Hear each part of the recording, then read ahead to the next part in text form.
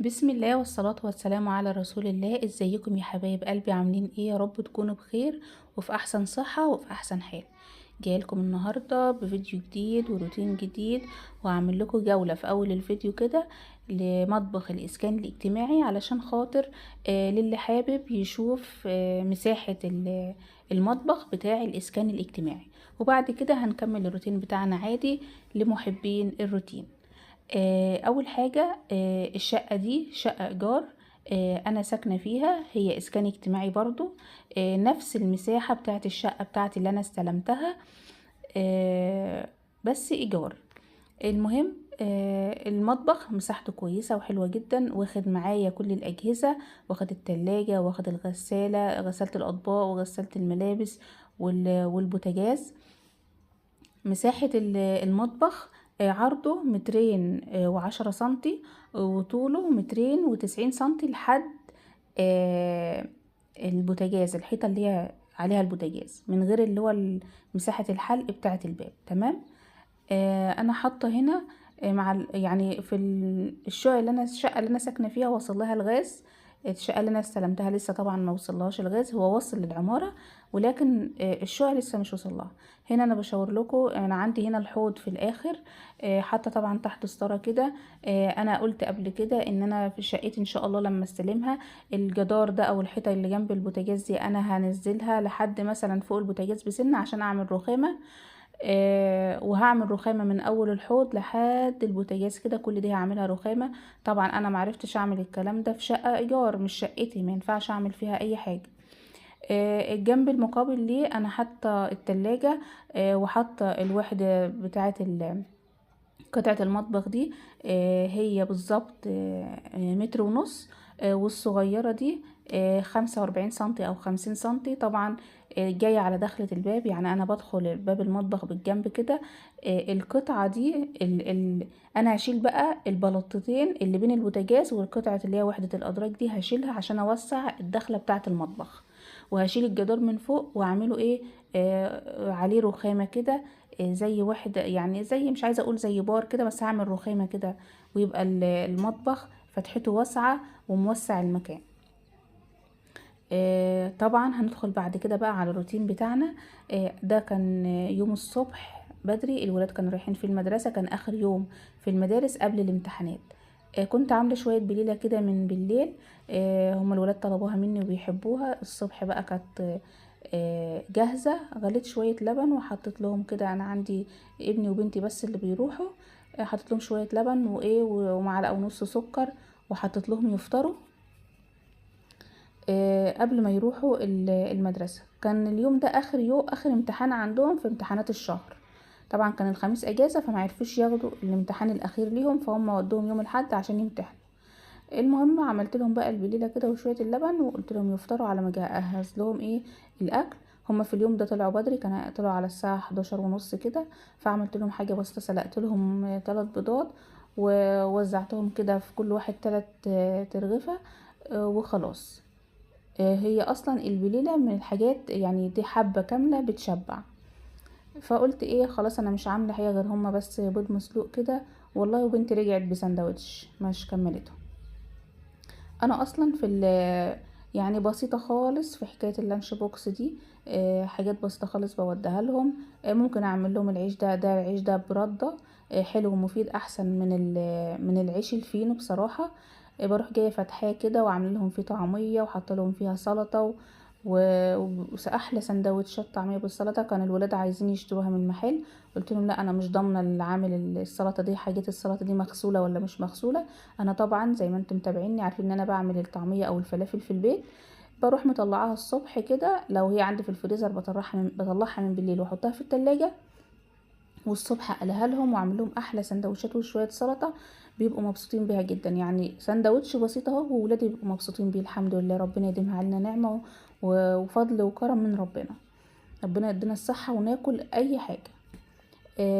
مش لازم بقى برجر، مش لازم بانيه، انتي امكانياتك كده ابعتي امكانياتك غير كده. بس انا والله حتى لو الامكانيات متاحة، انتي معاكي في المدرسة اطفال تانية، ابنك معاه في المدرسة اطفال تانية، مش مش قادر ياخد حاجة زي كده، فالولاد بتبص لبعضها. فانا ما احبش اصلا اخلي ابني يبقى ماسك لقمة بياكلها زميله جنبه نفسي فيها، انا ما بحبش كده.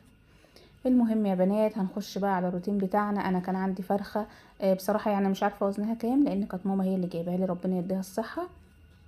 في الموسم موسم العيد كانت جايبه لي حاجات، ومن ضمنهم فرخه. طبعا اللي في مصر عارفين يعني ايه موسم. المهم قطعتها كده، هي بس هي اعلى يعني فوق ال2 كيلو. انا كنت عايزه اعمل فراخ ستريبس، يعني فراخ مقرمشه يعني زي دجاج كنتاكي كده. وطبعا الفرخة قلت ايه، طالما هعملها كده انا هحاول اعمل منها 3 وجبات. عملت منها وجبة الفراخ اللي هي المقرمشة، وطلعت منها الصدرين دول اللي انا بشاورت لكم عليهم في الفيديو.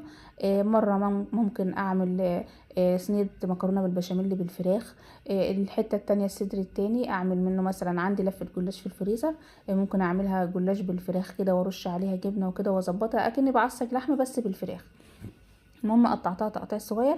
وهنا قلت بقول لكم انا حاطه معلقتين كبار ملح دقيق، وحاطه معلقه ملح ومعلقه صغيره كزبره، ومعلقه كبيره سكر، وعصرت نص ليمونه كبيره، وفي الميه كده دوبتهم ونزلت الفراخ كلها. ده احلى منقوع تنقعي فيه الفراخ، مش تديك اي زفاره. والله انا الفراخ اصلا ما بحبش اعملها من غير ما اتبلها، بس عشان هعملها يعني فراخ مقرمشه يعني، فقلت ايه ما ينفعش اتبلها. نقعتها بس في المحلول ده، خلى الفراخ طلع لي منها شويه شوربه تحفه. انا هديها نص سلقه علشان خاطر انا محتاجه الشوربه. وكمان ابقى ضامنه ان هي مستويه. يعني انا ما بحب، احنا كلنا ما بنحبش الفراخ يبقى فيها شده او فيها مثلا دم من جوه. فانا بحب ايه اديها نص سوا. لو انت مش محتاجه شوربه ممكن تشوحيها كده وهي هتسوي نفسها بالميه اللي بتنزل منها، وتسيبيها تبرد، وبعد كده تعمليها في الخلطه زي ما انا هوريكي دلوقتي معايا في خطوات الفيديو.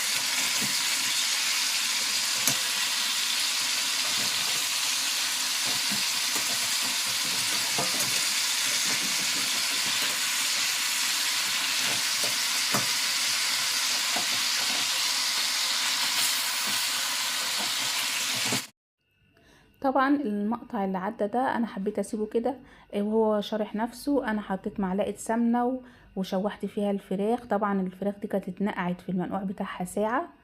وايه ورشيت عليها في ملح وفلفل كده، وقلبتها على الناحيه على الجنب التاني. وايه ونزلت عليها ببصلايه كبيره قطعتها، مش فرق بقى تقطعها كبير تقطعها صغير، مش مشكله. هقلبها كده وايه وهغطيها شويه بحيث ايه تاخد وتدي مع نفسها. جبت برضو عندي قرنين قرنفل وحبهان بيدوا نفس حلو قوي. ولو في ورق لورا حطي، لو في عود قرفة حطي. المهم هنا بقى اتأكدت ان هي اتشوحت. نزلت عليها بشوية مية عشان عايزة منها شوربة، وملحتها وهسيبها حوالي يعني من تلت ساعة لنص ساعة، مش اكتر من كده. تمام. هتكون يعني الفراخ استوت بنسبة 80%. طبعا قطعتها صغير بحيث هي لسه هتاخد طبقة بيض ودقيق والكلام ده. وهتيجي تقليها فهتحس ان هي ايه كبرت كده يعني. ميزة الدقيق المقرمش ده ودقيق كنتاكي ده تبقى القطع صغيرة، بعد كده تلاقيها كبرت معاكي. والله وكفتنا وفاض منها كمان قطعة. قعدت اتحايل على الولاد اوزعها، خد يا ابني خد يا بنتي، لا يا ماما ما احناش عايزين، الحمد لله شبعنا. فانتي ممكن توفري وتدبري باقل الامكانيات. انا هنا قلت برضو القطعتين الصدور اللي انا طلعتهم هقطعهم شرايح زي الاستريبس كده احتياطي. لو انا حبيت مثلا في يوم اعمل شوية مكرونة حمراء او مكرونة متحمرة واعمل طبقين بطاطس، اروح مطلعة دي ستريبس كده عاملاها بنفس الطريقة اللي انا هعملها معاكم دلوقتي واحمرها. بترمي معايا كل واحد ياخد له قطعتين كده جنب طبق المكرونه والسلطه والبطاطس، والحمد لله اليوم عدى. لو انا حابه مثلا اعمل ناحيه منه ستريبس والناحيه التانية افرمها صغير خالص واعمل بقى صينيه بشاميل، هتبقى احلى صينيه بشاميل بالفراخ. انا عن نفسي بحب البشاميل، مكرونه بالبشاميل بالفراخ بيبقى طعمها حلو، بس المشكله عندي زوجي ما بيحبهاش غير باللحمه. ساعات اعملها عادي ويبقى امر واقع وبتتاكل برضه، هي اصلا طعمها حلو بس هو متعود عليها كده، متعود عليها مكرونه بشاميل يعني فراخ. فانا قلت احتياطي هقطعهم، احتاجتهم في مكرونه بالبشاميل او صينيه جلاش هقطعهم اصغر من كده. احتاجتهم اعملهم زي ستريبس جنب مكرونه او اي حاجه كده وتعدي معايا اليوم، يبقى انا كده عملت عندي وجبتين كمان، يبقى انا من فرخه واحده عملت 3 وجبات. اول وجبه دي لوحدها يعني بصوا هتعمليها الولاد بتحبها جدا، كبير وصغير بيحبها. وانتي لو جبت الكميه اللي انا هعملها دي من بره هتبقى بمبلغ وقدره. اديني كده قطعتها، مش هتبلها ولا اي حاجه عشان مربوطش نفسي بحاجه معينه اعملها بيها، لا. لو انا عايزه اعملها ستريبس هروح مطلعاها ومتبلاها، عايزه اعملها في يعني عصاج، مش هروح مقطعها بقى صغير وبعد كده ايه اتبلها واشوحها على طول. هنا بقى جبت معايا في حله سخنه، حطيت مثلا السمنه بتاعتي او اي ماده دهنيه، ونزلت عليها ببصلايه مفرومه ناعم، وقرن فلفل مفروم ناعم، عشان اعمل الرز البسمتي. الرز البسمتي انا جبت نص كيلو، كان النوع الحلو، يعني انا بقول لبنتي هاتي الحبه الطويله، لبنتي هاتي الحبه الطويله. كان في مش عارفه ب45 تقريبا الكيلو، وفي ب75، فقلت لها هاتي من الغالي. نص كيلو عامل ايه 35 او 37، نص كيلو بيكفينا، وفات طبق صغير منه. ليه بقى فات طبق صغير منه؟ لان الفراخ اللي بالخلطه دي اللي هي بالكريسبي بتشبع، فانا النص كيلو عاده ما بفوتش منه حاجه، بس الفراخ الكريسبي دي بتشبع. نقعته ساعه برضو بميه دافيه، غسلته ونقعته ساعه برضو، انا بحب انقعه. واروح بقى مشوحه البصلايه بقرن الفلفل، واروح جايه حاطه له توابل الكبسه وكل البهارات اللي نفسك فيها، وحطيت عود قرفه. وبعد كده ايه ريحتهم طلعت ورحت نازله بالرز البسمتي. لما بنقعه كده ساعه، اول حاجه بيبقى مفلفل، تاني حاجه ما بياخدش مني ميه كتير، تالت حاجه يعني بينفش معايا بقى ويديني كميه حلوه. هنا بقى ملحته، والرز البسمتي عشان يبقى حلو معاكي زودي له الملح شويه. ممكن في الوقت ده تحطي مكعب مرقه، ممكن تاخدي شويه مرقه من اللي طلعناها من الفراخ وتحطي. بس انا نوع البهارات الكبسه اللي عندي بصراحه جايباها طعمها حلو قوي، فما احتاجتش بقى ولا مرقه، ولا احتاجت ان احط من الشوربه. انا الشوربه عايزه اعمل شويه لسان عصفور، عاملاها عشان خاطر كده. هنا عندي بقى جبت كوبايه ونص دقيق، كوبايه من المج بتاع الشاي، حطيت عليهم 3 معالق نشا، بس الطبق مش باين في الكادر قوي بتاع الكاميرا وانا ما خدتش بالي. حطيت 3 معالق نشا، معلقه بابريكا، معلقه فلفل، معلقه كمون، معلقه كركم، معلقه والله حطيت من بتاعه الكبسه بتاعه الفراخ، وملحتها ورحت مقلبه ايه كويس كده. الفراخ عندي طبعا كنت طلعتها وبردت. هحط بقى في طبق اللي انا هسيب الدقيق فيه يعني ناشف، وهسيب بس شويه صغيرين كده، هكسر عليهم بيضه واحده، وهحط بقى شويه ميه لحد ما اخلي السائل ما يكونش تخين، يكونش تقيل قصدي، وما يكونش سائل قوي. هتشوفوا معايا القوام انا هوريه لكم. لو عندك بقى بودرة زعفران حطي، هتدي لون حلو. عندك اي توابل بتحبيها حطيها. بس انا وحطيت برضو معلقه شطه سبايسي عشان خاطر احنا بنحبه سبايسي. اللهم صل وسلم وبارك على سيدنا محمد وعلى اله واصحابه اجمعين. لو اول مره تشوفي قناتي يا ريت تشجعيني وتشتركوا في القناه. ولو لسه بتتفرجي عليا وما حطيتيش اللايك، اختك بتقولك حطي اللايك الجميل بتاعك. دعموني يا بنات عشان خاطر نفسي افعل القناه وتبقى مصدر رزق ليا ويعني ايه، وعايزاكم تقفوا جنبي.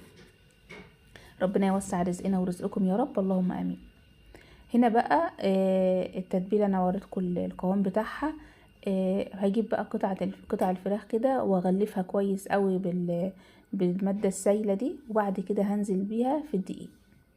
هحاول اهزها بقى واغلفها يمين وشمال وافضل احرك فيها كده علشان خاطر تعمل الطبقه المقرمشه اللي هي التجزيعات دي.